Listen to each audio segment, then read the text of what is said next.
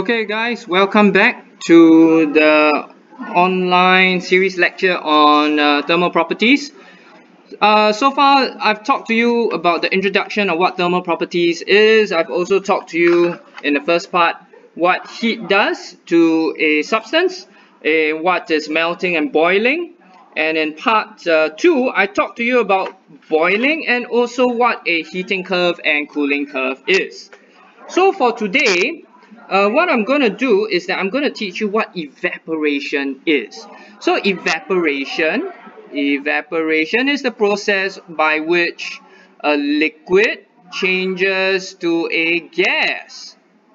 But is evaporation the same as boiling? Because remember, boiling also changes a liquid to a gas. So today we're going to find out what the difference is. So evaporation is a process where the molecules of a liquid escape from the, and this is key, from the surface and become a gas. Okay? And this change of state from liquid to gas does not need the liquid to reach boiling point. So this happens without the liquid even boiling. So during evaporation, the latent heat, remember this word, the latent heat? Latent heat is the heat that is needed for a change in state.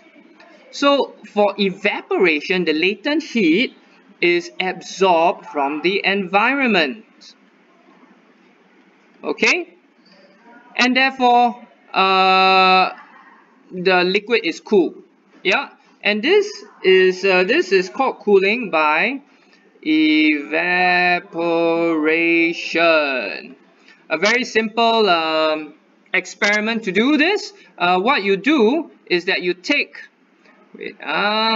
What you can do is you can go home, take a bottle of aerosol, maybe the body deodorant stuff, and then what you do is that you spray this body deodorant onto your hand. Okay, now what happens is that these drops of liquid on your hand will immediately evaporate away because it's usually alcohol based, and this alcohol evaporates away very fast. And because it evaporates, it needs a heat source, right, from the environment, and the nearest environment here is your hand. And therefore, when you spray these alcohol-based aerosols, you start to feel a very cold sensation where the liquid touches your hand. It's not because the liquid is cold, it's because of evaporation. Okay, so please know this. And you must also know that evaporation occurs on the surface. So the evaporation that is taking place only occurs at the surface. Okay, the liquid molecules do not come from the body, it only comes from the surface of the liquid. So therefore, when you have a fever, usually our parents, what they do is that they'll take a cold sponge, or they'll take a cloth that is wet, and then they'll place it on your forehead.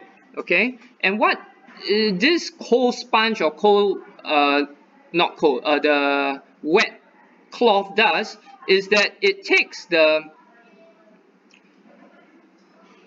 I don't know how to draw your head, but let's say you take your head here, and this is your wet cloth.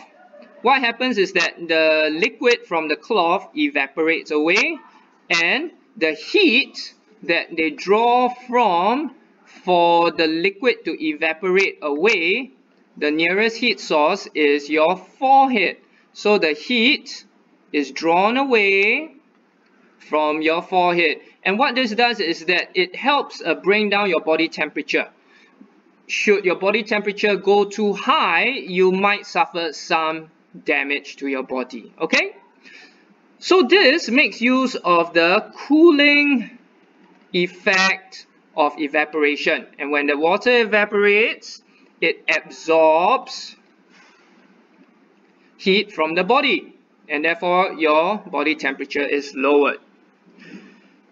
And this cooling evaporation can be explained using the kinetic theory of matter. Yeah. So the particles of a liquid are in constant random motion, and these particles move about at different speeds. Yeah, they move about at different speeds, and the average kinetic energy is proportional to the temperature of the liquid. So if you remember, I think in part 1 I told you, temperature of a liquid, the heat is made up of both kinetic and potential energy. Yeah, so the higher the total energy, the higher the temperature of the liquid, and vice versa. So evaporation occurs when the faster moving particles escape from the surface of the liquid, leaving behind the particles that are slower in speeds.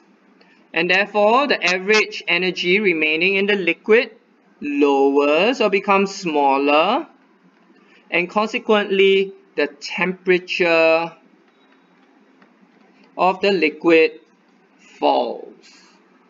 Okay, so therefore, in a container of liquid, all these fellas that have escaped through evaporation, what they do is that they are the ones taking away the very high energy. They take away energy because they're very high in energy. That's why they're able to break the bonds. Yeah.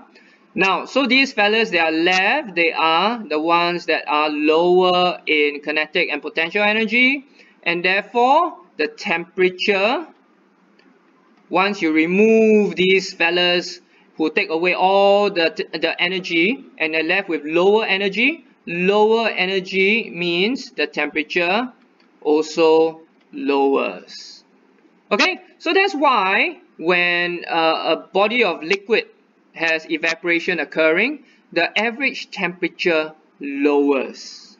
Alright, now there is a YouTube video that I've placed here. This is the URL. Please type it in and you can watch this other video to help you explain what evaporation is.